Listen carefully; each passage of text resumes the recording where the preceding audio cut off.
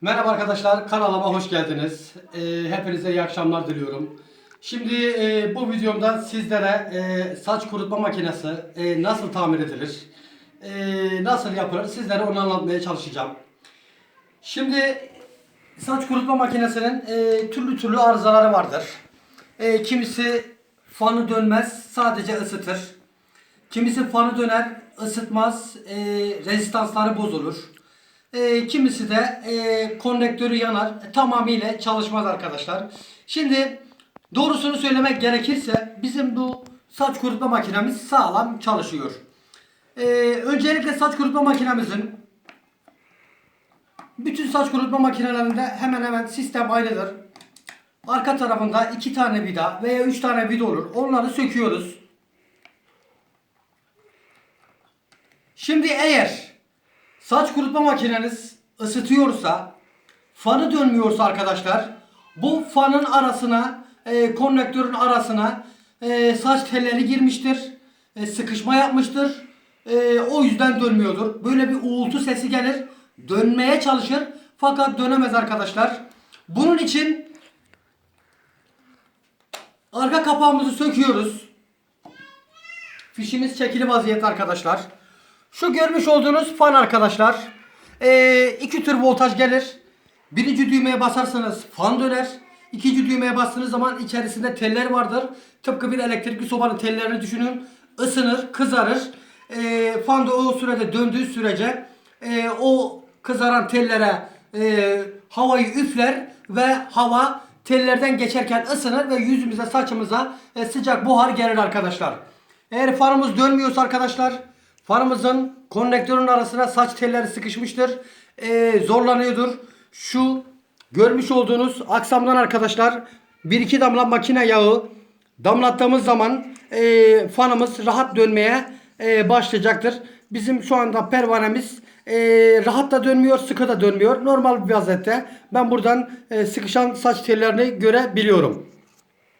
Şimdi bu birinci sorun arkadaşlar. Tabi bunun yanında kablolar lehimlidir.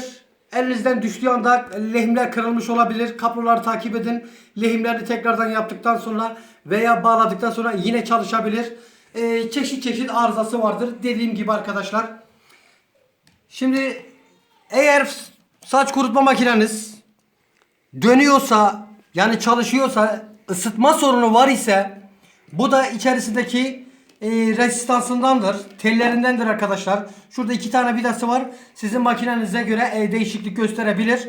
Zaten baktığınız zaman neyi nereden sökeceğinizi az çok anlarsınız. Şu motorumuzu hafiften kablolara zarar vermeden içerisinde ısınan sistem vardır arkadaşlar.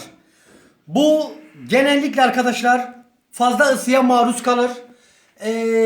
Atıyorum ısıtıcı çalışır. Isıtma düğmesine basmışsınızdır.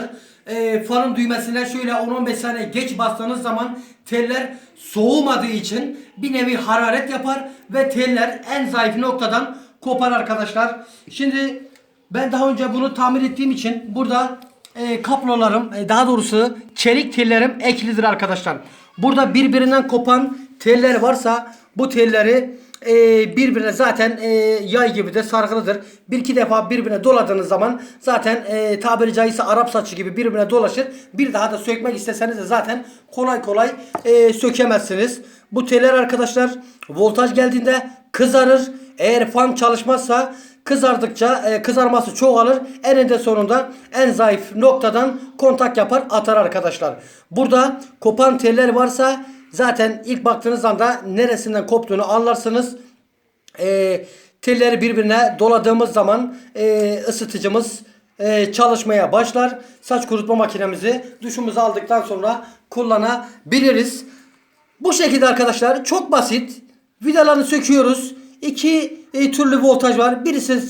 Birisi ısıtır, birisi ise fanı çevirir arkadaşlar. Bu kadar. Eğer ısıtıcıda bir sorun yoksa, fanda bir sorun yoksa fana giden kabloları kontrol edin. Sıkışmışsa saç telleri arasına yağı döküp rahatlamasını, sürtünmeyi alın ve makinenizi kullanmaya başlayın. Tekrardan kibar bir şekilde rezistansımızı yuvasına oturtturuyoruz arkadaşlar. Motorumuzu tekrardan yuvasına oturtturup vidalarımızı sıkıyoruz. Uğraşmaktan, yapmaktan korkmayın arkadaşlar. Deneysiz bir kimya düşürülemez. Şevket Altuğ'un meşhur sözü. Zaten arızalı. Bunu bir tamirciye götürseniz sizden 40-50 lira bir para alır. Zaten saç kurutma makinenin de tabii ki ucuz olanlardan bahsediyorum. Fiyatı 50 ile 100 lira arasıdır arkadaşlar. Tekrardan arka koruma kapağımızı güzel bir şekilde takıyoruz. Tık sesini duyduktan sonra arkadaşlar vidalarımızı bağlayıp makinemizi kullanmaya başlayabiliriz. Umarım sorununuzu halledersiniz. Umarım işe yarar. Lütfen kanalıma abone olmayı unutmayın arkadaşlar. Makinemizi çalıştıralım.